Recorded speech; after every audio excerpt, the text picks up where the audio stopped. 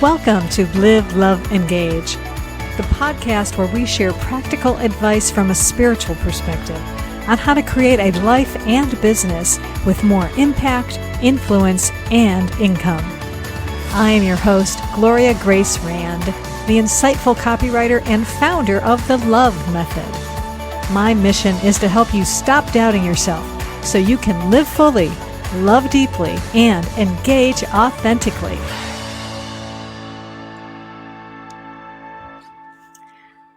Namaste and welcome to a special live edition of Live, Love, Engage. And I am delighted to be with you. I am, of course, Gloria Grace Rand, and I have got a special guest waiting in the wings who I'm going to be bringing in today. And she is coming to us all the way from Ireland. So I want to welcome Eileen Forrestal to Live, Love, Engage. Welcome, Eileen.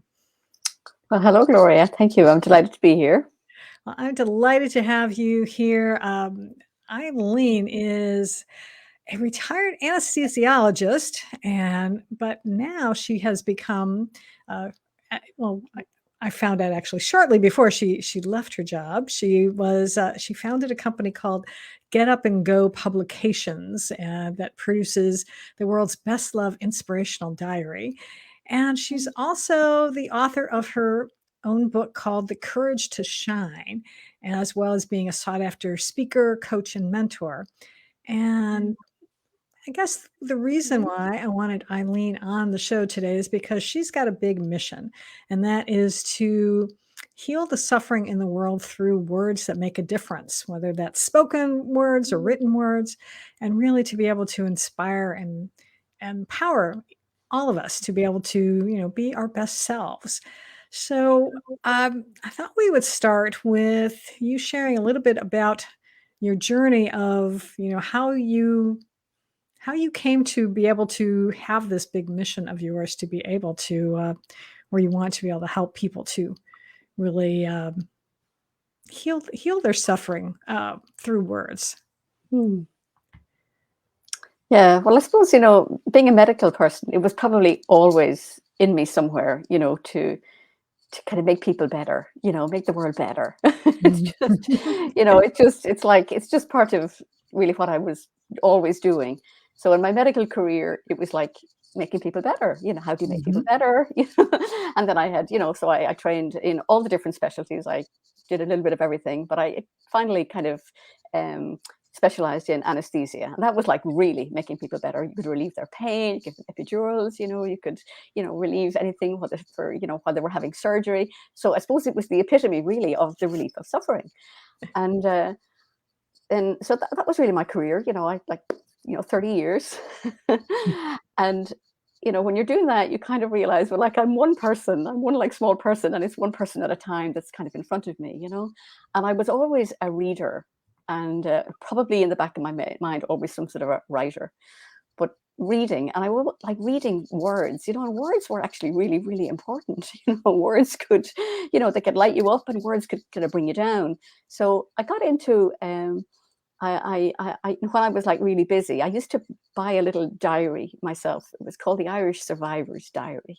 And it just had little words, little pep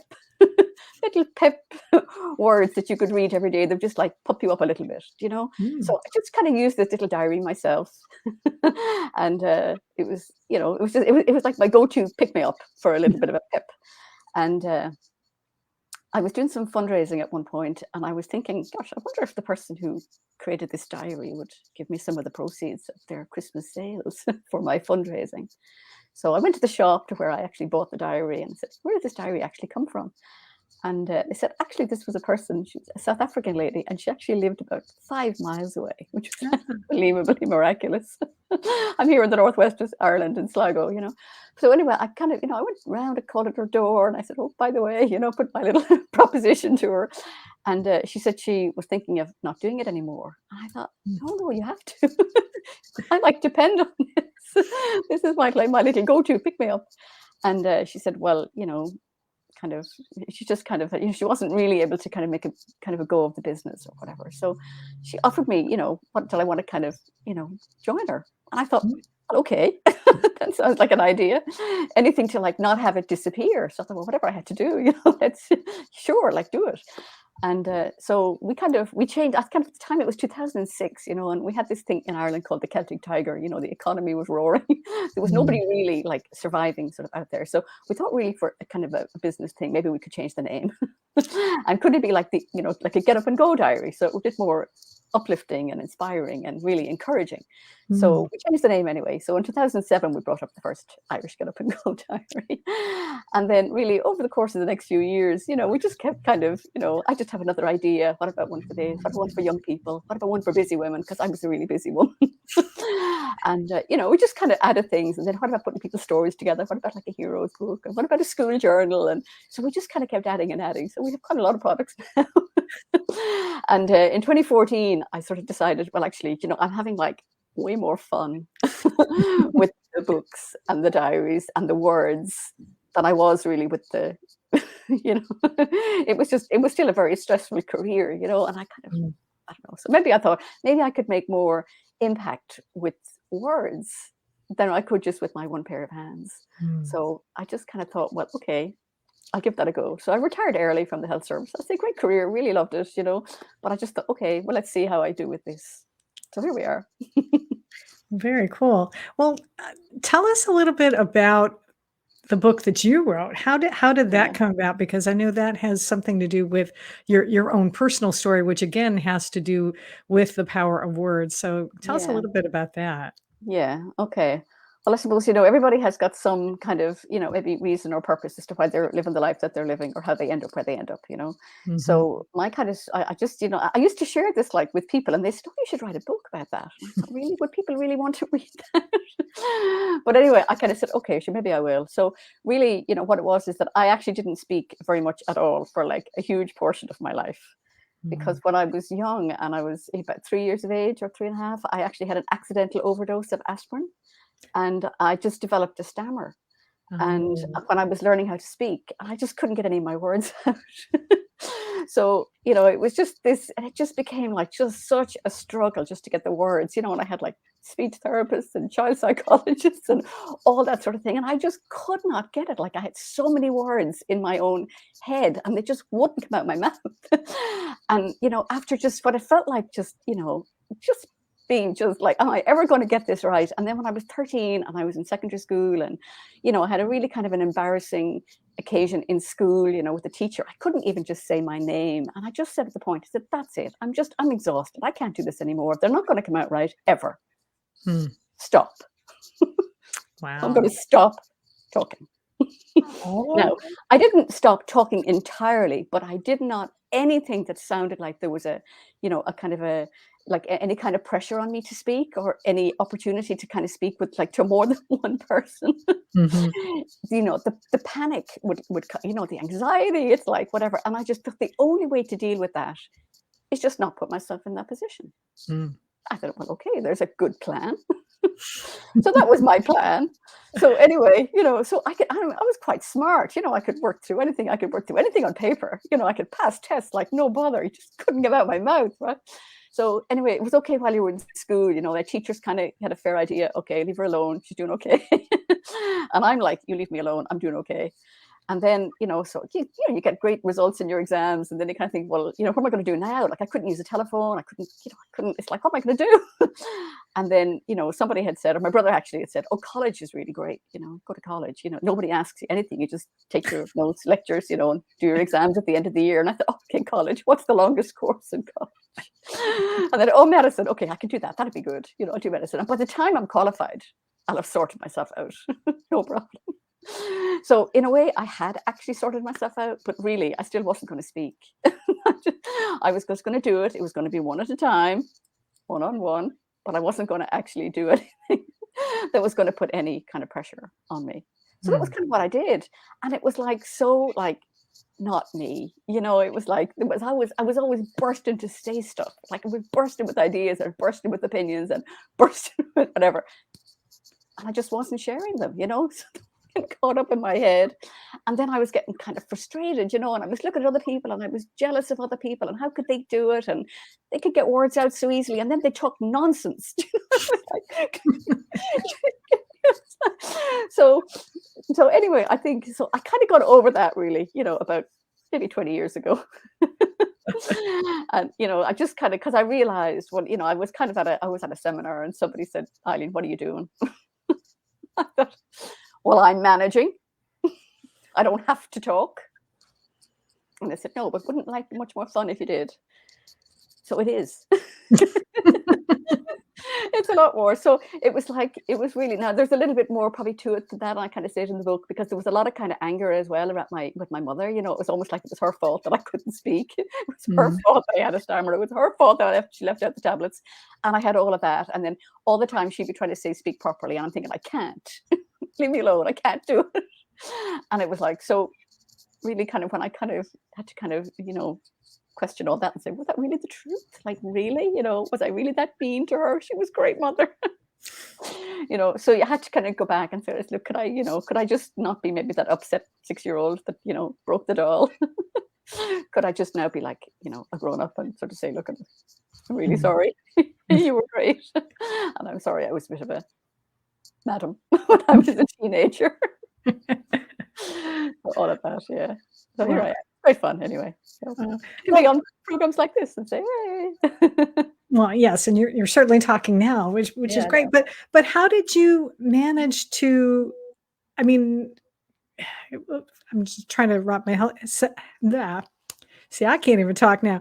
Okay, wrap my head around this. So you were stammering, but then so you decided not to talk. But somehow along the way, is it something that then when you did start to talk a little bit more, were you able to sort of kind of grow out of it, or did you have some more help with, therapists or someone helping you? No, I didn't actually have any more help. It just, when actually I was relaxed, the words just came out. It was the tension and the anxiety and everything that actually stopped them coming out. So when I could just like,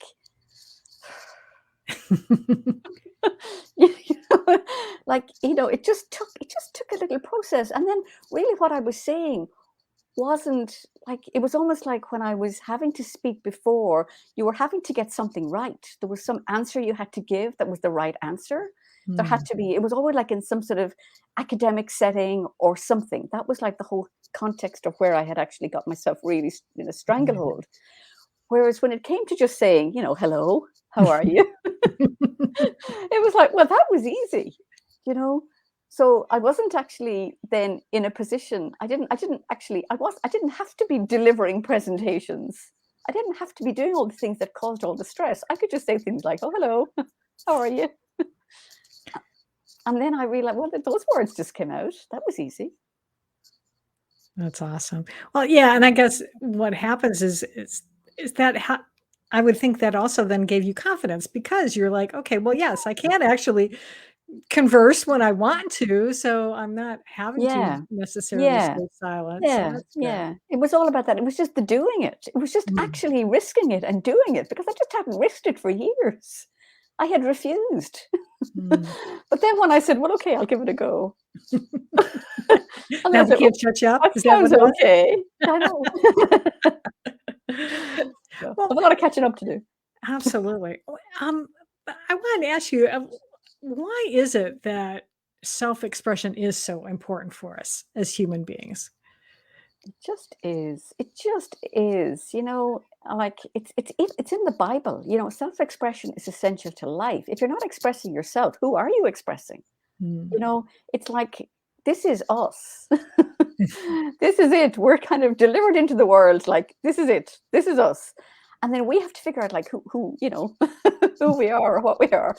And then it's almost like if you're looking out all the time to, well, am I like that person, or am I like that person, or am I not like that person, or am I not like that person? And you're out there comparing all the time and you think, well, actually, I'm just this person. And if you have the confidence just to be this person, and this person maybe doesn't get it right all the time, and maybe this person doesn't even know what they're, what it is half the time, but it's like, okay, just to say that, and then to, and then kind of get connected with what do you love to do? Like, what really kind of lights you up? And for me, actually, it's clear kind of obviously, communication and speaking actually lights me up, right? So when I wasn't doing that, I was like a very angry person, and I was Mm. and I didn't kind of realize that that was so important. And I see people, they're artists and they're musicians and they're lit up. And then I see people who are suppressed artists and suppressed musicians because somebody said, you'll never make a living out of that. Mm. You'll never get an income out of that, or you won't. And then people thought, oh, I have to do something that's going to make me money. And like, yes, if you can make a money out of your passion, but that's great. But you can still be passionate about what you're doing. You can still, you can still express yourself in whatever way it is that you want to express yourself, and do what you have to do at work. I mean, even though I wasn't speaking much at work as a doctor, I was listening to people. I was still trying to make them better. And, there was still that level of accomplishment. But it was just for me, for my own thing. It was like, oh, let it out of my mouth. So there is something about humans. We do have this voice. We have this capacity to sing or make noise or laugh or whatever. And like, what allows that? So that's kind of our self-expression. And if we don't do that, we're kind of suppressing it. And then we're repressing it. And then we're depressing. And then you wonder what happens in life. We get depressed and we go into these little tunnels in our head. No, let it out of your mouth, or out a paintbrush, or a pen, or something, or dance it out, or kick it out, or swim it out. Like, let the body let it out, even if it doesn't come out your mouth. Like, I mean, that one thing I did do, even though I didn't really speak very much, was I did all sorts of like crazy things. I jumped out of airplanes, I climbed tall buildings. It's like anything I could do physically, I was doing. Like, I thought I was really brave. I was brave enough to do everything except speak. So anyway, now I do everything. Well, that's awesome. And that's something I don't really have any desire to jump out of an airplane. That scares me too much. So I'll find other ways to be able to step out of my comfort zone. I wanted to talk because it's clearly, self-expression is important, and we need to be able to express ourselves in some way. And then when we don't, what is the cost of it? Because you basically, decided that, okay, you made a decision, you weren't going to, talk much because of, realizing that it was causing you stress in certain circumstances. How did that affect you? Did that have a negative effect on you, either personally or professionally? And what in general would you say is, kind of the cost of suffering in silence for folks? Well, yeah, because, like, I suppose the word suffering is a little bit hard. I'm not quite sure, that we really get the, how present suffering is. It's a kind of a big word.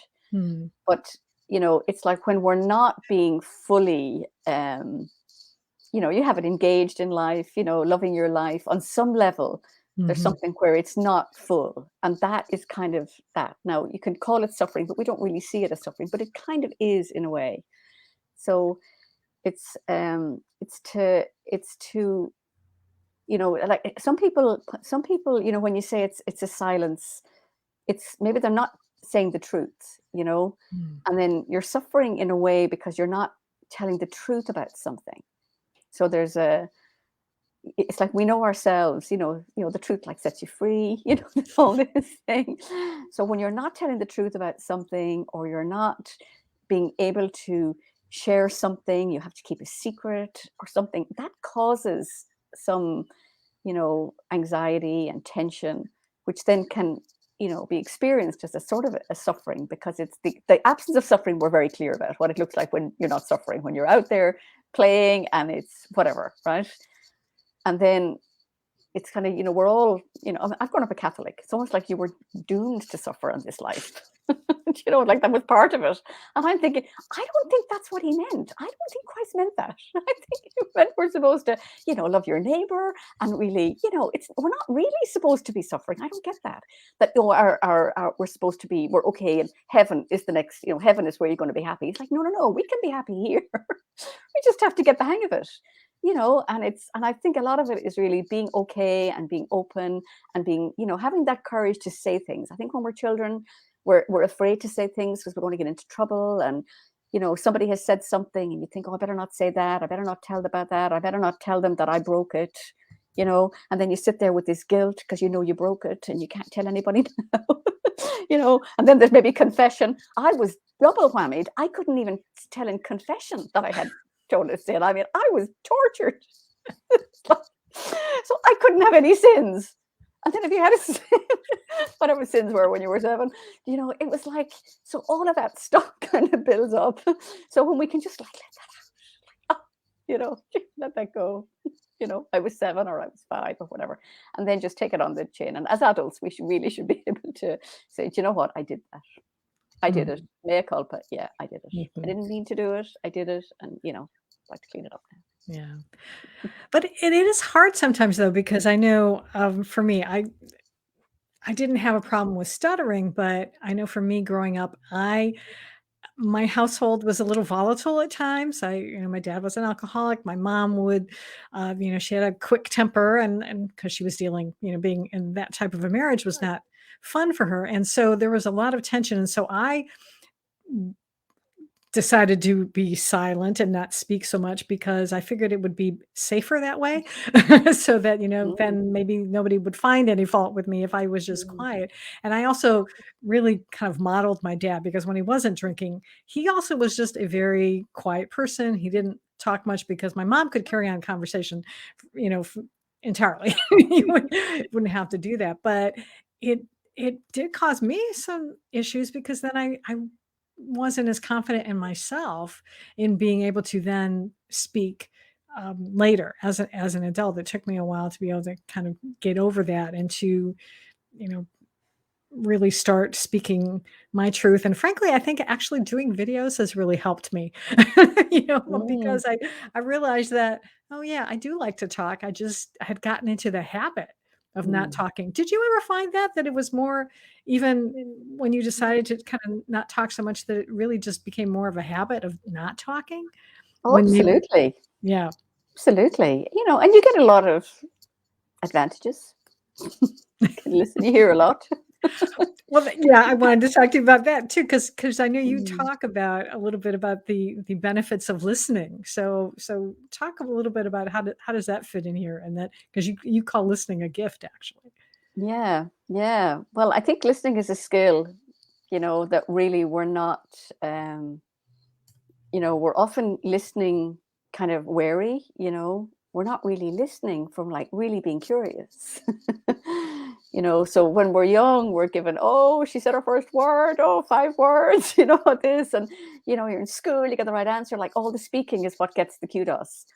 But the listening skills, like really being able to, listen and hear what another person is saying, and learn to sort of sit back and take that time so that the other person gets heard. So, I would have really listened a lot. I'm really, really listening. I mean, I would be listening, number one, to see how come the words came out, but I'm also listening to the words that came out.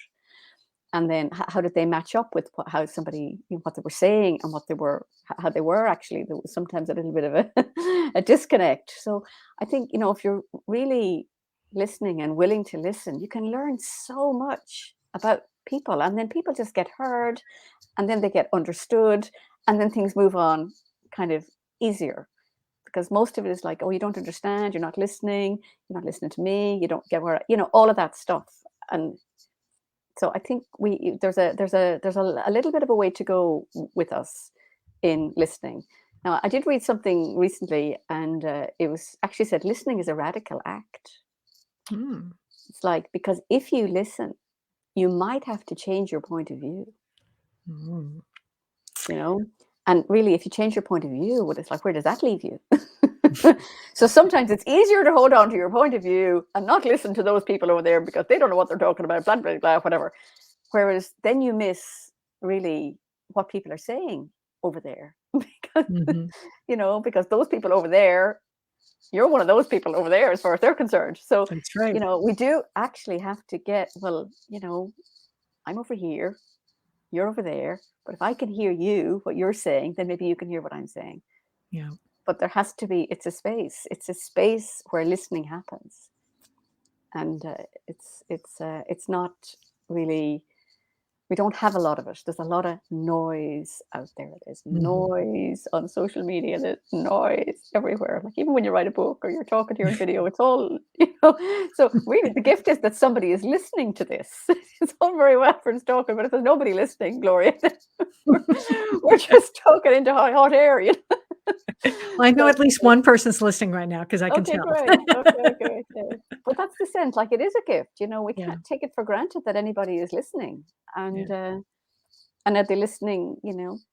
Because they're interested, or are they listening because, like, for whatever? You've really no idea. We've no idea how people listen. So it takes courage to speak, because there's going to be a whole pile of people don't like what you're saying anyway, and then there might be one or two that do like what you're saying. That's right. Yeah. But you don't And know until you say it. absolutely. And I know part of what happens, I think, where there is this miscommunication at times is that rather than listening to the other person, too often we are just thinking about how we're going to respond and like, what are we going to say to this person? So if we're not totally present for that person and listening, then we're going to miss what they're saying, and we're going to even have an idea of how we want to respond. It may totally be wrong because we haven't listened to the person, and I know I've had to improve my listening skills in doing a podcast because I'm interviewing people and I want to listen to what you have to say and not, yes, I have a list of questions, but I don't always go by those questions because I want to listen to my guest and see what they say, and then be able to trust my intuition to respond in a different way and maybe ask a different question. But if I'm sticking to the script, then I might miss out on something valuable. Yeah. So I think that's the key, and sometimes it takes a while for people to say what it is that maybe they want to say. I think we're so quick, like say it fast. And if you can't get it out, it just takes some time, I think one of the really interesting questions, if somebody's speaking, is to say, well, is there anything else you want to say about that? mhm. Absolutely. Yeah. And then it's like, oh, maybe there is something else I want to say about that. And then somebody's actually asking me, is there something else I want to say? So Mhm. then you have an opportunity then, because otherwise it looks like, oh, they're just waiting to get their point in. Mhm. So yeah.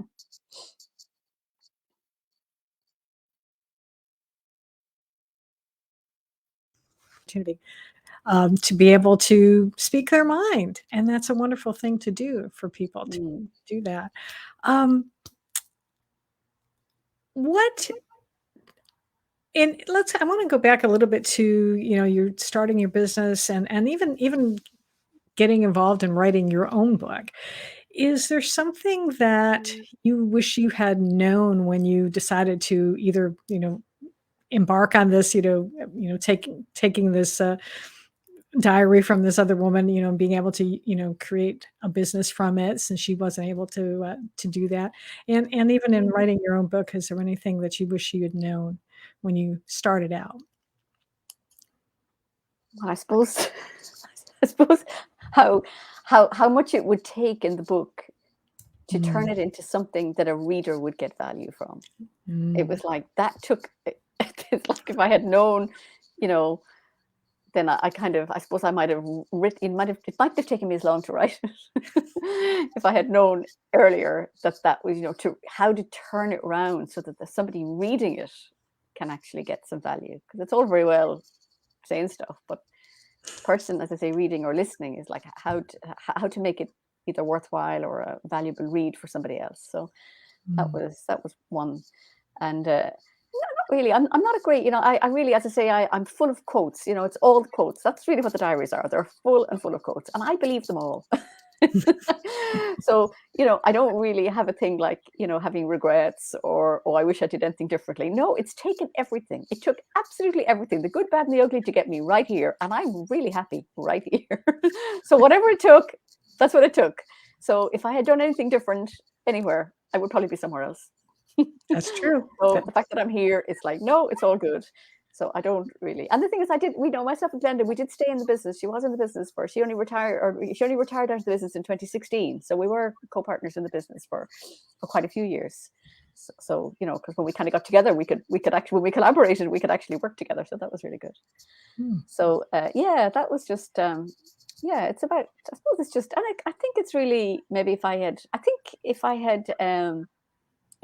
learned, if I had kind of had the courage earlier, probably to maybe trust my you know, trust my voice and speak, and you know, maybe maybe my marriage would have survived. I don't know.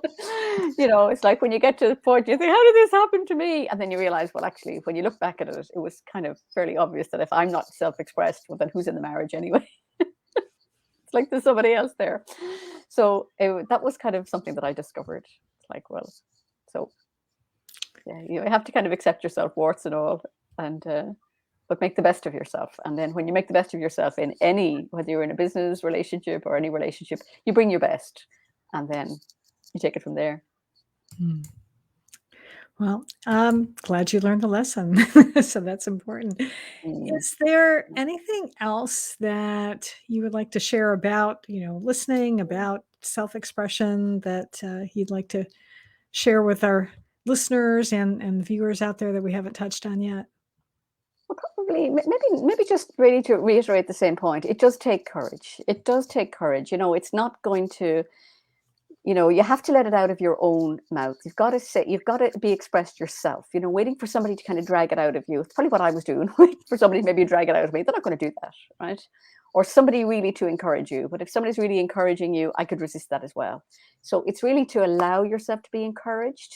And because, I mean, courage doesn't necessarily come like from inside. It does from inside, but somebody has to encourage us. I mean, the encouragers in life are like our best gifts, people who encourage us. So we haven't always got that courage ourselves, but there are people who are, you know, who care about us and who love us and who want us the best for us, and they're trying to encourage us. And then we're kind of, if we could just say, okay, okay, I trust you. You know, trust comes as well. It takes courage to trust. It takes it takes courage just to live. You know, as I say, we're very comfortable in kind of not stepping outside of comfort zones. But there's, as I say, most of the, you know, we're here in life. Like growing, as I say, growing old is kind of predictable, I think, isn't it? But growing up is kind of optional. And it just takes that courage to like step up and step out and say, well, what if? And, you know, maybe I could, and just to take those risks, and just kind of just be that bit courageous and let the encouragers encourage you. Absolutely. Yeah, that's for sure. And it can be, if you don't have support with family, it could be, you know, investing in a coach. It could be actually, you know, talking to a minister or something, you know, whatever it is, but find someone, or a really good friend, find someone to be able to be that sounding board for you. I think that's so important to have. It's very important. Yeah. Otherwise you spend a lot of time thinking and worrying and everything in here. It doesn't come out of your mouth. Nobody can hear it and then be able to kind of, you know, turn it, say, you know, and is that true? That's often the question, you know, when you say something, somebody will say, is that really true? Like, really? And then you might say, maybe not. Absolutely. Yeah. Because we often have blinders on about things, or we're in our own little world and we don't necessarily see other avenues that could be available to us. And that's where having the benefit of having someone else listen to us and listen to what we say, that they can then say, okay, this is what I heard you say. Is that right? Is that really what you meant? Or is that really what you believe? You know? Yes, exactly. So what, you know, how come you believe that when nobody else does? Like, you know, about yourself. You know, I'm not this. You know, what everybody else seems to think you are. How come you're so determined that you're not? It's like, I don't know. So there is that. Yeah. Cool. Well, this has been a delight. I'm so glad you were able to be up late, because I know it's the time difference is a little late there. So I appreciate you being with us today. If someone listening to you talking today would like to learn more about you and maybe even get a copy of your book, where's the best place for people to be able to connect with you? Well, they can connect on my website. I'm actually pretty available. I'm on social media. I'm on Facebook and Twitter, LinkedIn. It's like no holds barred. And the book is on Amazon, so it's you know, you can get it on Kindle or on Amazon. It's just The Courage to Shine. It's find your voice and discover the healing power of your words. So our words have healing power. You Mhm. know, the fact that we throw out the other ones. So kind of, daggers, whereas we could actually let the other ones out and sort of, the forgiving ones and the loving ones and the kind ones and all those words. They do work wonders. They used to Absolutely. work at the bedside as well, for medical people, if you just think, everything will be fine and, we'll do this and we'll do our best. Like the words are very, really, we could really be a little bit more mindful, I suppose, of the words that we use. Absolutely. Well, Mm. thank you so much for sharing your words with us today, and I'm glad that you are speaking up and speaking your truth and writing and all of that. So I appreciate you being with us today, and um, I appreciate all of you who are watching and listening. Who've been listening to the podcast now, Mm. because this will be uploaded to all the wonderful podcast platforms. So I appreciate all of you who, catch us on Spotify and Apple and all those good places. So thanks so much for that. And until next time, I am Gloria Grace Rand, encouraging you all to go out and live fully, love deeply, and engage authentically. Thank you, Gloria.